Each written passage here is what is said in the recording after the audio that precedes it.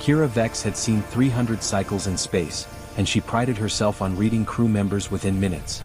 So when Marcus Chen walked onto her salvage vessel, the drift catcher with his easy smile and battered toolbox, every instinct screamed danger. Not because he looked dangerous. The human was lean, average height by their species standards, with dark hair that perpetually fell into warm brown eyes. No, the danger was in how comfortable he seemed, like someone who'd never met a problem he couldn't solve or accidentally make worse. Captain Vex. He extended his hand in that peculiar human gesture. She touched her forehead instead, the Zentari greeting. Engineer Chen. Your credentials say you worked on atmospheric processors for the Helios colonies. For 3 years, yeah. He hefted his toolbox. Until the incident. Kira's antenna twitched. Incident. Minor one. Mostly minor. The terraforming just accelerated a bit faster than planned. He smiled that dangerous smile. Plants everywhere. Completely breathable in half the projected time. And the downside? The plants were aggressive.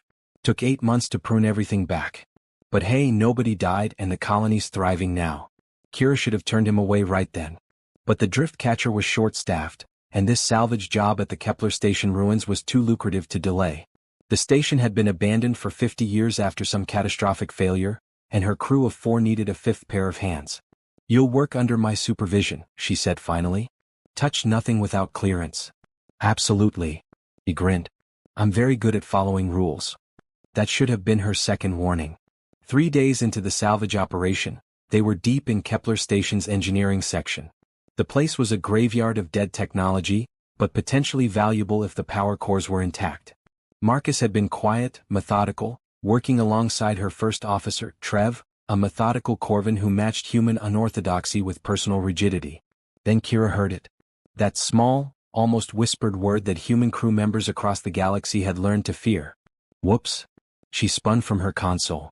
Marcus was standing near an auxiliary panel, his hands frozen on 2 crossed wires, and his face had gone pale. What did you do? Kira's voice was deadly calm. I was just reconnecting the diagnostic relay, but I think I accidentally... The lights came on. Not just in their section. Everywhere. Kira watched through the viewport as the entire massive station blazed to life, section by section, like a sleeping giant opening its eyes. 50 years of dormancy ending in 30 seconds. The reactor's online, Trev reported, his voice tight. Impossible. The reactor was supposedly destroyed. Marcus scratched his head. Maybe just mostly destroyed? Then the comms crackled. Not their ship's comms. The station's ancient speakers groaning back to life. Station AI initializing. Welcome back, crew. Resuming quarantine protocols. Lockdown in 60 seconds. Kira looked at Marcus. He looked back with those warm, apologetic eyes. I can fix this, he said. Run, Kira commanded. They ran. They made it back to the drift catcher with 12 seconds to spare, the station's bulkhead slamming shut behind them like metal jaws. Kira's pilot, Senna, had the engines hot before they even cleared the airlock. What did you do? Senna demanded, her 4 arms flying across the navigation controls. Later, Kira snapped. Get us clear. Maximum burn. But the station wasn't finished with them. As they pulled away, weapon systems, ancient, supposedly disabled weapon systems, powered up and locked on. Evasive. Kira commanded. The drift catcher wasn't built for combat. She was a salvage tug, sturdy but slow. The first plasma bolt seared past their port side, close enough that Kira could hear the hull plating groan. We need to jump, Trev said. Now. Navigation computers calculating, Senna reported. 30 seconds. They didn't have 30 seconds. Kira could see the station's main cannon charging, a weapon that could crack a small moon. I have an idea, Marcus said quietly. No, Kira and Trev said simultaneously. Just listen. The nebula, the veil, it's only 4,000 kilometers spinward. We can't plot a safe jump, but we can jump blind into it. The nebula's interference will hide us, and the station's targeting systems won't be able to track us through the radiation. Blind jumps are illegal for a reason, Kira said. We could materialize inside an asteroid. Or scatter our atoms across 3 systems. Or we could take that plasma bolt and definitely die. Marcus met her eyes, and Kira saw something there beyond his usual cheerfulness. A sharp intelligence, a calculated risk, and something else. Trust.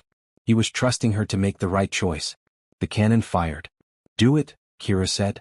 Senna's hands flew. The jump was violent, wrong, like reality was a fabric being torn instead of folded. Kira's stomach twisted, her antenna went numb, and for one horrible moment she couldn't remember her own name. Then they were through.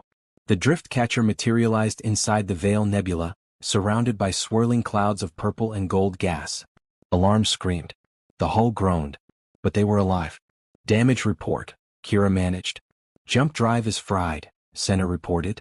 We're not jumping anywhere for at least 48 hours. And the nebula's interference is blocking long-range communications. So we're stranded, Trev said flatly. Temporarily inconvenienced, Marcus corrected. I can repair the drive. I'll need help though. He looked at Kira. Your help specifically. This requires someone who understands Centauri design systems. Of course it did. The next 18 hours were the longest of Kira's life. The drift catcher had a small crew quarters, and with the jump drive opened across half the engineering bay, she and Marcus were forced into close proximity. He worked with quiet competence, his earlier playfulness replaced by intense focus. Hand me the plasma welder, he said. She did. Their fingers brushed. Kira felt a shock that had nothing to do with static electricity. You know, Marcus said, not looking up from the drive's crystalline core, most captains would have spaced me by now. I considered it. Why didn't you? Because you were right. About the jump. About hiding in the nebula. She paused. And because you're good at this. Reckless but good. You did look up then. You're good too. At reading situations. At making impossible choices. His smile was softer now, genuine. At giving people second chances. Don't make me regret it. I'll try. He held her gaze for a moment longer than necessary. But I am human. We're kind of notorious for making people regret things. I've noticed. They worked in silence for a while, but it was a different kind of silence. Comfortable. The kind that felt like understanding. Can I ask you something? Marcus said eventually. Why salvage? You clearly have the skills for a fancy corporate fleet. Kira was quiet for a long moment. Because out here I choose my own crew. My own jobs. My own mistakes. She glanced at him. And occasionally my own humans. Marcus smiled. Is that what I am? You're human. The words hung between them, carrying more weight than Kira had intended. Fix my ship, Chin, she said softly. Then we'll see. Yes, Captain. But when he said it this time, it sounded less like an order and more like a promise. The jump drive hummed back to life 36 hours later, and Kira felt an unexpected heaviness in her chest. Repair complete meant returning to Port Axios, meant Marcus collecting his pay and likely moving on to the next job, the next ship, the next captain who didn't know to fear the word whoops. We're being hailed, Senna announced as they approached the port. It's Helix Corporation. For Engineer Chen. Marcus took the call privately. When he emerged from the comm room, his expression was unreadable. Job offer? Kira asked, trying to sound casual. Head of Experimental Engineering. Unlimited budget, full research team, corporate housing on Axios Prime. He leaned against the bulkhead. Everything I've wanted. Congratulations. I haven't accepted yet. Kira's antenna perked up despite herself. Why not? Because I'd have to follow protocols. Safety regulations. Do things the slow, careful, corporate way. He moved closer. And because the captain I'd be leaving is terrifying and practical and gives me a look like she's calculating my funeral arrangements every time I touch something. Sounds wise of her. Probably. Marcus was very close now. But she also trusted me when it mattered. Ran toward danger with me instead of spacing me. And somewhere between the salvage disaster and the blind jump, I realized I'd rather be on a small crew where someone sees me, really sees me, than in a corporate lab where I'm just a liability they're willing to tolerate. Kira's hearts were racing. Both of them. Marcus. I want to stay, he said quietly. If you'll have me. I know I'm chaos in your order, but maybe. She kissed him. It was impulsive, un-Centauri, completely illogical. His lips were warm, his surprised laugh soft against her mouth. Is that a yes? He whispered. It's a probably, she said. Pending a trial period. 5 years minimum. Only 5.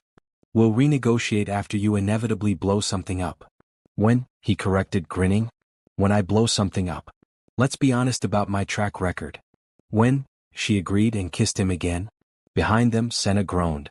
Great. Now we'll have 2 sources of chaos on this ship. 3, Trev corrected. Captain's clearly lost her mind too. Kira pulled back just enough to glare at her crew. Helm, set course for the outer reaches.